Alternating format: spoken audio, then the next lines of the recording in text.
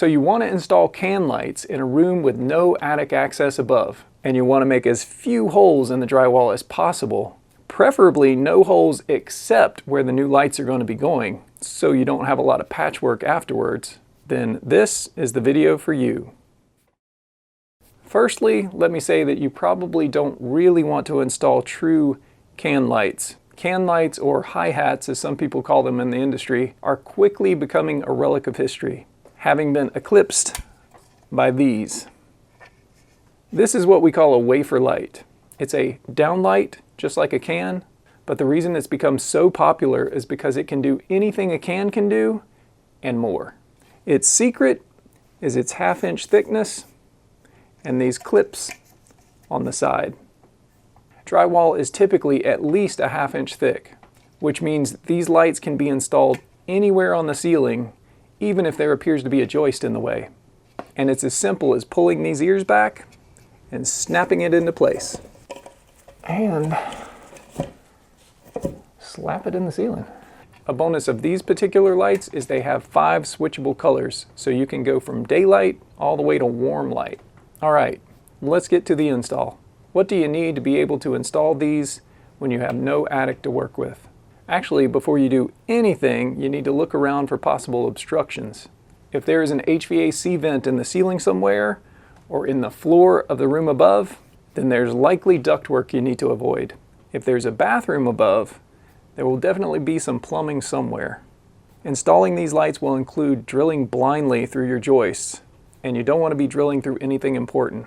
If you do have to work around an obstruction, it's likely you're going to have to cut an extra hole or two. Okay, if you're pretty sure you're obstruction free, it's time to come up with a wiring plan. This is the room where we want to install the lights. These are the ceiling joists, and these are 2 existing 40-year-old can lights. Here's the switch. Trying to remember what the switch symbol looks like. Is it like a $sign? Something like that. There's the switch, and it feeds this light first, and then the existing junction box at this light.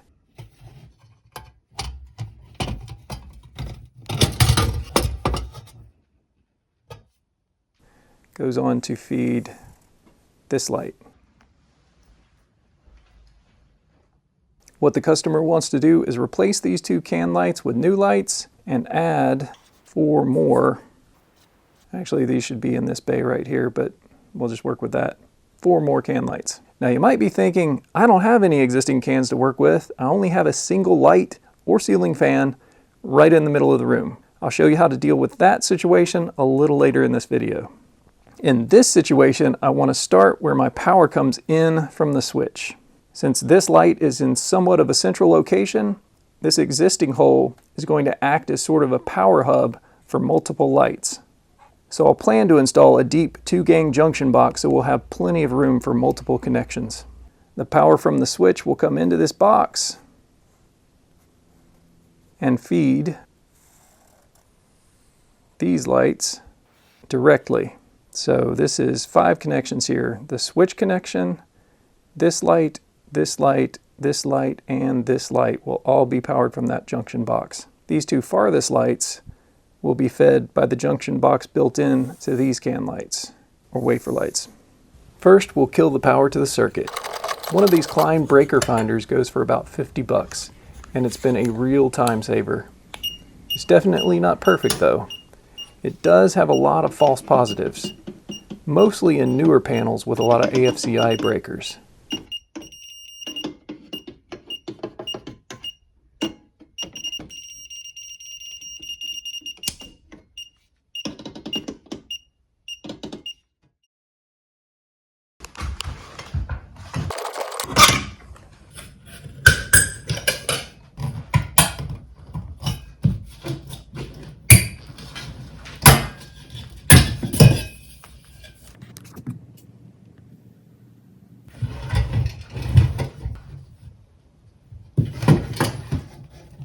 I use a tape measure, laser level, and some painter's tape to mark the locations of the new lights. Some string and a tape measure would work as well, and in a small room, a tape measure alone would work.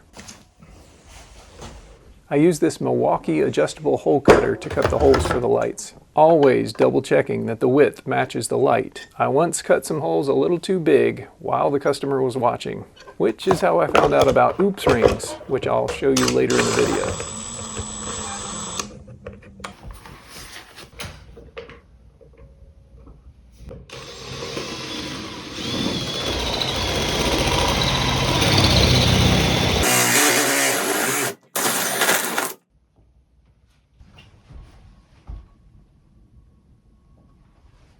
This usually goes a little more quickly and easily, but this ceiling had 2 layers of drywall to get through. Now for the nail biter. To get power to these 2 wings, we're going to have to drill through all these joists. And to do that, we'll need a fish bit with an extension.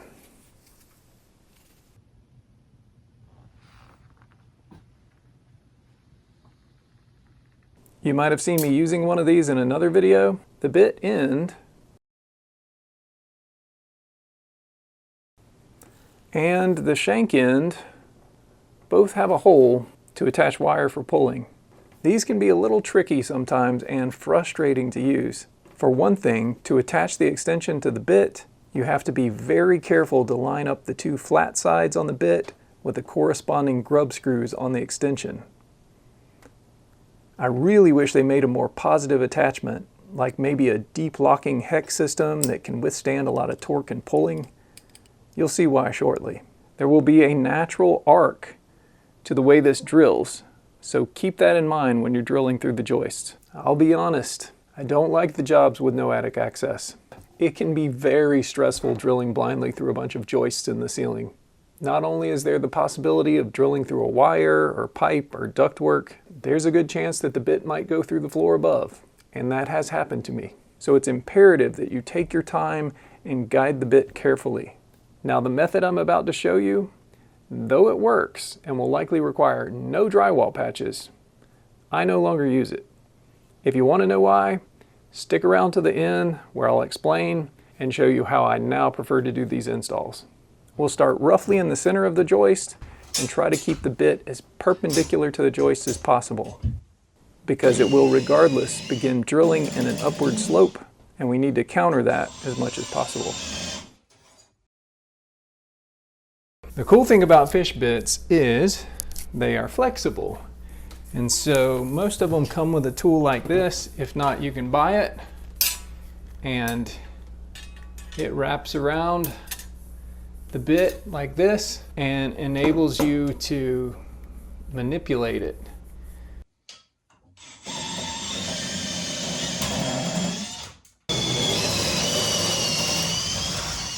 I drill until I run out of bit, then unchuck and get my extension.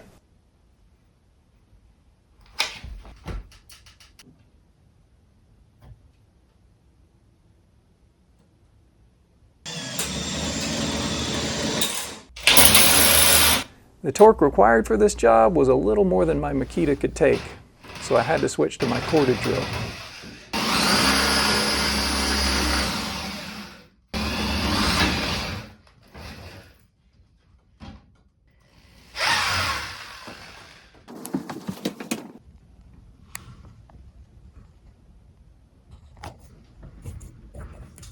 Now we just need to fasten our wire in the hole and pull it back through. I always pull with the neutral wire. That way I can save the black and ground cutoffs, which are more commonly used as pigtails. I believe I actually cut these a little short. By code, they should be at least 6 inches. It was too tight in the hole to film attaching the wire. I would recommend a wire pulling grip and attaching it to this side for easier pulling, but the bend in my grip won't fit through the hole. If anyone knows a better way to do this, please comment below. But you just push about half of the exposed wire through the drill bit's hole, twist it around a few times and wrap it in electrical tape, being sure to cover all possible snag points, like where the sheathing begins.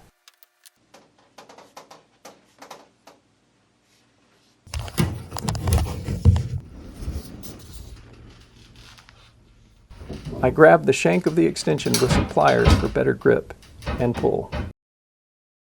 It's not easy to get the head of the drill bit back through all the holes. So if I were pulling 14 gauge wire, I would definitely attach it to the shank end and pull from the bit end.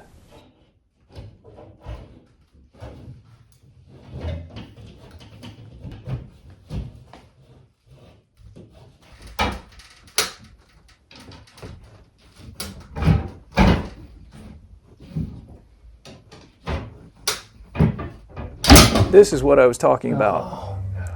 You're at the mercy of the strength of these tiny grub screws, and they don't always hold tightly enough to the bit. Thankfully, the end of the main bit was already showing.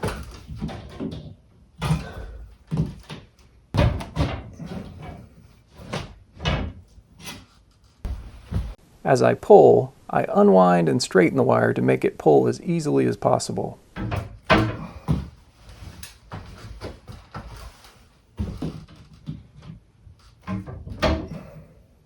It's so hard to get the bit out backwards, I end up grabbing the drill. I alternate between forward and reverse so that the wire doesn't get too twisted. As long as it doesn't go too many revolutions, it should be okay.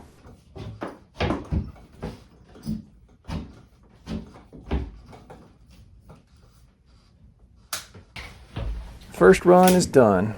Drilling from this hole to this hole, I ran into a steel flitch plate that I found to be holding up this exterior wall above, which I didn't realize was there. Is this a dead snake on their roof? This would be an unusual situation, and in most cases you drill and pull the wire just like we did on the previous one. And that's all the drilling we'll need to do with the fish bit, because we'll be able to simply push wire through these open joist bays for these flanking lights.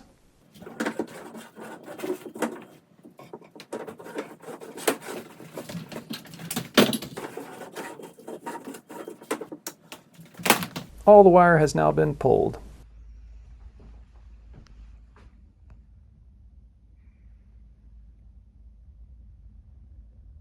Now for the electrical connections.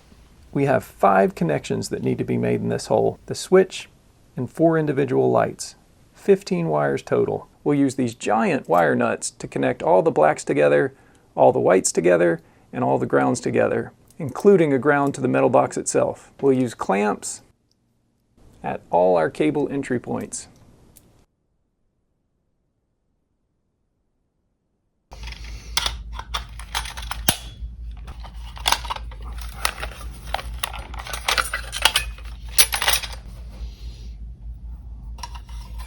There's not a lot of space to make the connections in the remaining boxes that come with the lights, so I like to strip just a small portion of the sheathing and feed all of the wires in one side of the box, the same side that the wires come out of the driver. Tuck the box into the ceiling.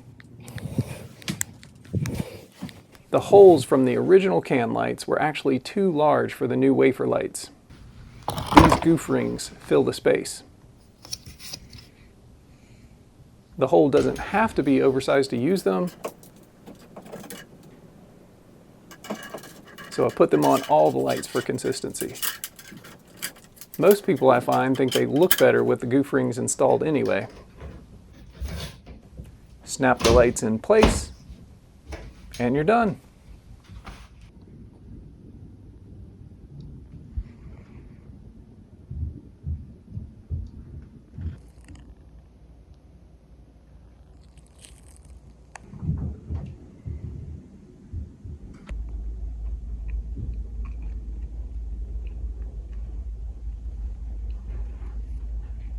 So what if you want to add wafer lights to a typical room that has one light fixture or ceiling fan in the center of the room?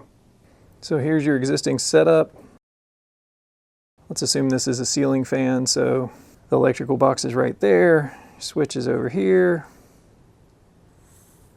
If we wanted to do a 6 light or a 9 light, the only holes you need are the holes for the lights. So let's start with a 6 light. So you want to add a can here, and a can here, and a can here, here, and here. So what I would do in this case is I'd pull power from the existing electrical box to this fixture and this fixture.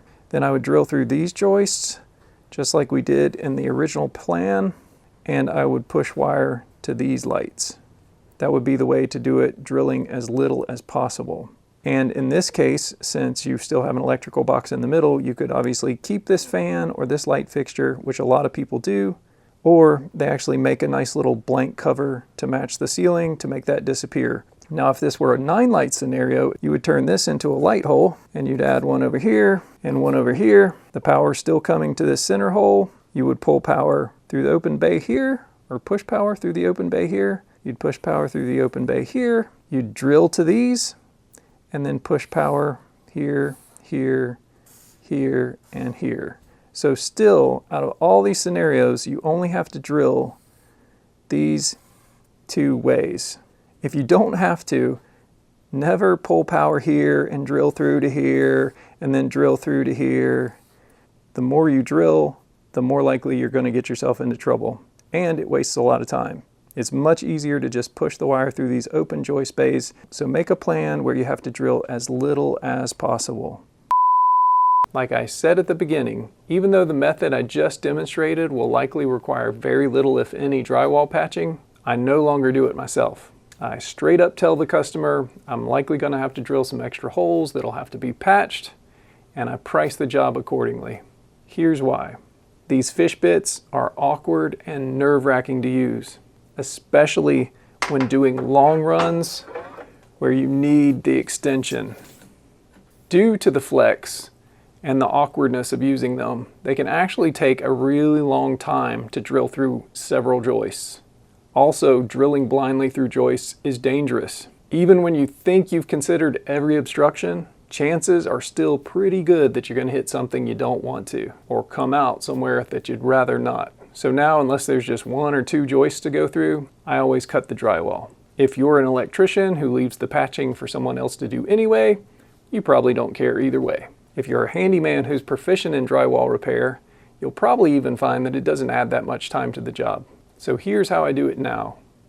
I pre-plan the wiring just as before, cut my wafer light holes, then I mark all of the joist locations so that I know the length of the cut I need to make.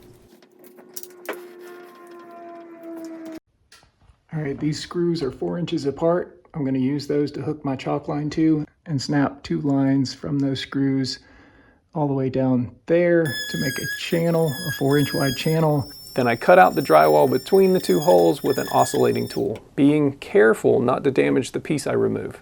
The 4-inch wide gap gives me just enough room to get my drill between the joists, where I drill a hole close to the center of each individual joist.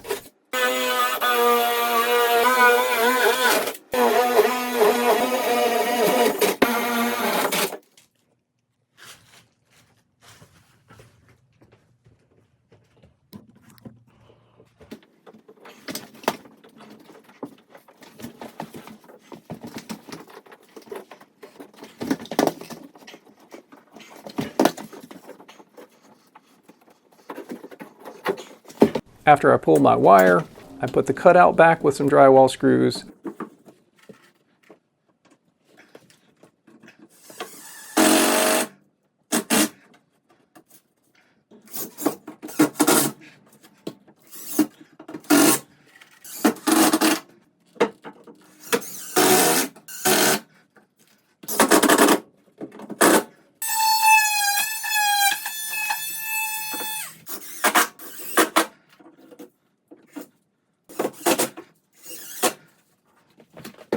Patch it with some fiberfused tape and 20-minute mud.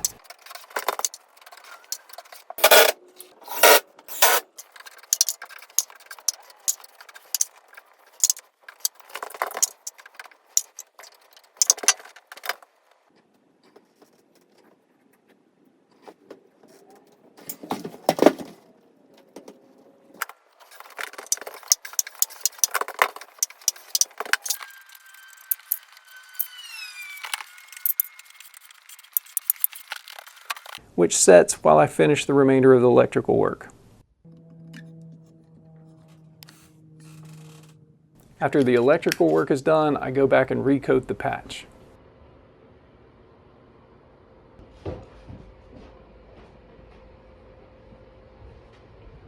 I can get the entire job done, patching and all, in one day, sometimes even before lunch. But I add enough to the estimate to factor in coming back a few days later after everything dries to do about half an hour of sanding and touch-up.